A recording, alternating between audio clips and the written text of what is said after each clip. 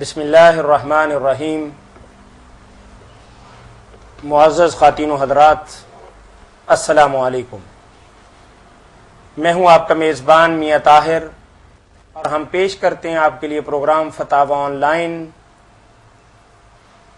Galaxy cable network کے تعاون سے براہ راست۔ یہ پروگرام مرکز الحرمین الاسلامی ستیانہ روڈ فیصل آباد پاکستان سے ہر روز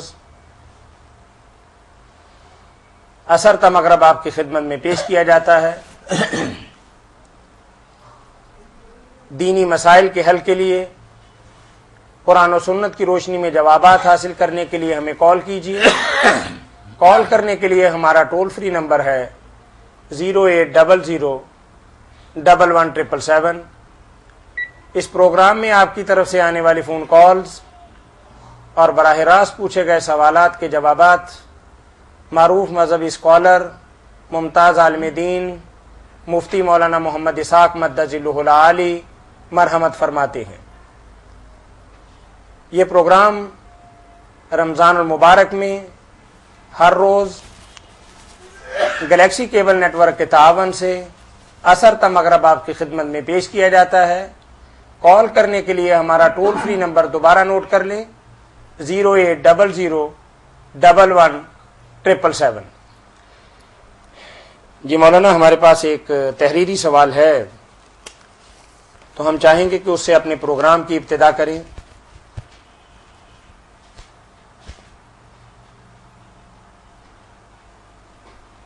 جی مولانا صاحب، السلام علیکم۔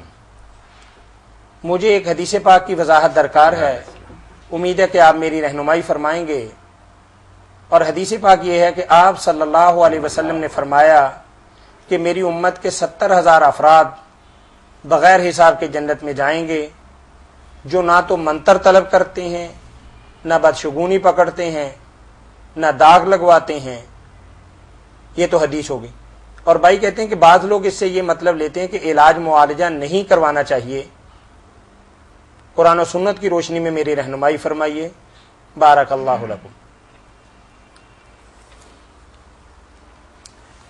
اللہ کی کتاب اور رسول کریم علیہ الصلوۃ والسلام کی سنت کو سمجھنے کا صحیح طریقہ یہ ہے کہ جس بارے میں آدمی کو فیصلہ کرنا چاہے، اس بارے میں جو کچھ مواد قرآن میں آیا یا سنت، سب کو اکٹھا کرے، اس کو ملا کر پھر کوئی نتیجہ نکالے۔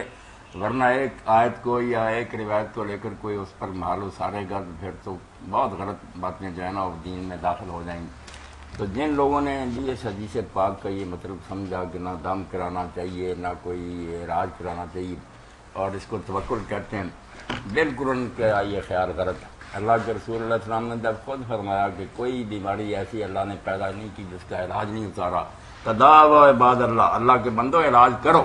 اور کتنی بیماریوں کے علاج آپ نے خود بتایا، آپ دوائی استعمال کی، اور داغ بھی آپ نے کئی صحابہ کرام کے لگوایا، ان کا علاج کیا آگ کے ساتھ داغ لگا کر۔ تو کیسے ہو سکتا کہ رسول اللہ ایسے کام کریں جو جنت میں جانے میں رکاوٹ ڈالیں یا آدمی پیچھے رہ جائے؟ ایسی بات نہیں۔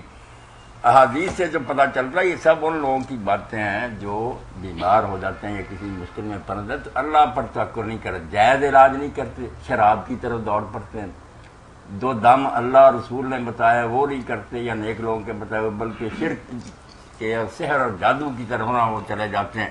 ایسے لوگوں کے بارے میں کہا گیا کہ ان کا تو اللہ پر بھروسہ ہی نہیں رکھا کہ اللہ کے کلام سے نہیں شفا ہوگی، اب کفر اور جادو کے ذریعے شفا ہوگی۔ جیسے اللہ معاذ اللہ اپنی حکومت سے معذور ہو گیا اور شیطان نے یہ حکومت سنبھال لی ہے، تو یہ بات ہے۔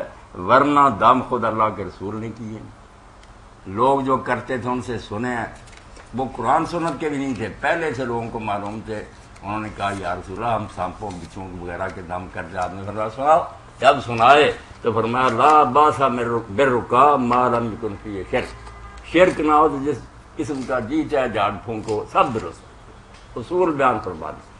اس لیے دم بالکل ٹھیک ہے، وہ اس حدیث پاک کے منافی نہیں، علاج بھی ٹھیک ہے، داغ جو ہے نا وہ ٹھیک ہے کہ آگ سے جس آدمی کو داغنا ضرورت کے وقت، جب بالکل لاچاری ہو جائے کوئی اور علاج نہ ہو پھر، ورنہ آگ سے کسی کو جلانا جو ہے کوئی اچھا کام تو نہیں۔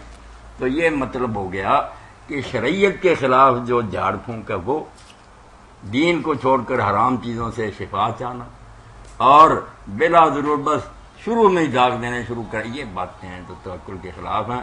ایسے لوگ جو ہے نا وہ نہیں جنت میں بلا حساب جائیں گے. جو اللہ پر بھروسہ کر کے اللہ سے ہی دعا کریں گے، اللہ کی بتائی ہوئی چیزوں سے راج کریں گے. السلام علیکم. پر عمل کر رہے. جی وعلیکم السلام ورحمۃ اللہ. مولا صاحب کو یہ پوچھنا ہے کہ عورتوں کا قبرستان جانا جائز ہے؟ جائز ہے میری بہن. آپ کبھی کبھی چلی جایا کریں، پردے کا خیال رکھ کر. وہاں مرد نہ اس وقت زیادہ، اور صبر سے کام لیں، دعا کرائیں. جائز ہے، ہاں جائز ہے قبرستان جانا. السلام علیکم. جی وعلیکم السلام ورحمۃ اللہ. چلے مولانا، آپ نے علاج معالجے کے حوالے سے قرآن و سنت کی روشنی میں بڑی ہوئی حضور جی صحیح بات بتائی ہوئی دعائیں. جزاکم اللہ خیر. مولانا، لوگ دین کے حوالے سے ایسا کیوں کرتے ہیں کہ ایک ٹکڑا پکڑ لیا اور اس کا ایک اپنا معنی اپنے ذہن کے اندر بنا لیا؟ آپ نے تو بہت خوبصورت بات کی ہے کہ دین تو ایک بہت بڑی اچھی باتوں کے ایک مجموعے کا نام ہے، لیکن لوگ الگ الگ سے بات کیوں پکڑتے ہیں؟ کہیں سے کوئی پکڑ لے گا وہاں تو یہ آئے گا جن لوگوں نے کہا ہمارا رب اللہ اور پھر اس پر جمع رہے، ان کے لیے یہ بشارت ہے. یہاں نہ رسول ہے، نہ کتاب ہے، نہ آخرت ہے، پھر اسے کچھ بھی نہیں. جی جی بالکل. ان الذین قالوا ربنا اللہ، یا صرف اتنا ہی ہے کہ جنہوں نے رب کو مان لیا. اب ایسے کوئی نتیجہ نکالے کسی نبی رسول کو ماننے کی ضرورت نہیں، صرف اللہ کا. یہ قرآن کے ساتھ استہزاء ٹھٹا ہوگا.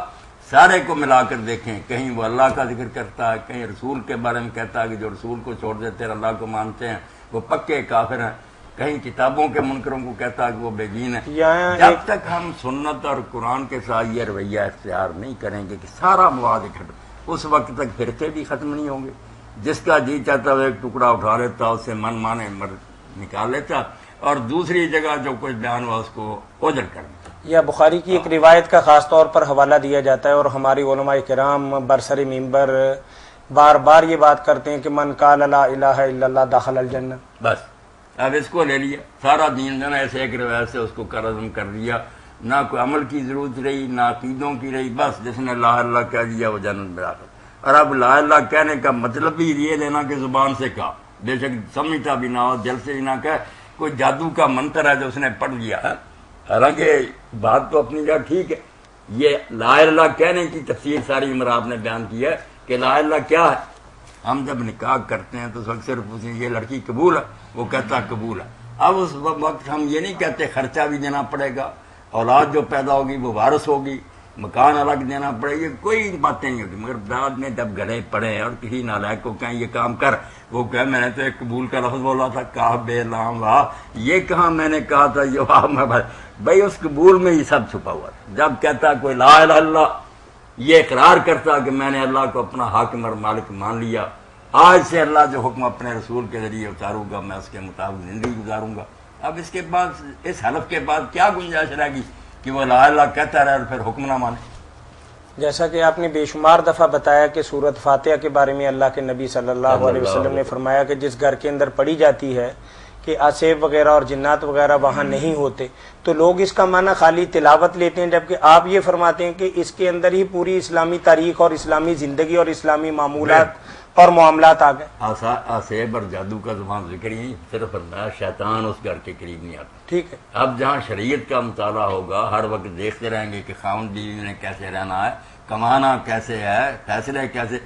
2.5 سپارے کی صورت ہے، شریعت ہی شریعت، اور اس پر چلیں گے. شیطان وہاں کیوں آئے گا؟ بے دینی نہیں آ سکتی. صحیح بات ہے. یعنی دین اسلام کو اگر سمجھنا ہے تو ٹکڑے ٹکڑے کر کے نہیں، ٹکڑے بالجملہ اس کو سمجھا جا سکتا ہے، اور پھر ہی اللہ اور اس کے نبی کی بات انسان تک صحیح طور تک پہنچ سکتی ہے. اللہ کے کلام کو، رسول کے کلام کو پرچون کی دکان نہیں سمجھنا چاہیے کہ جو سودا پسند آ گیا لے گئے باقی چھوڑ دیا. سارا مواد آپ نماز پر پڑھنا چاہتے ہیں، جو نماز کے بارے میں آیا سارا دفتر 23 سال کا اکٹھا کرنا پڑے، پھر نتیجہ نکلے گا کہ حضور کیا فرماتے. جی السلام علیکم.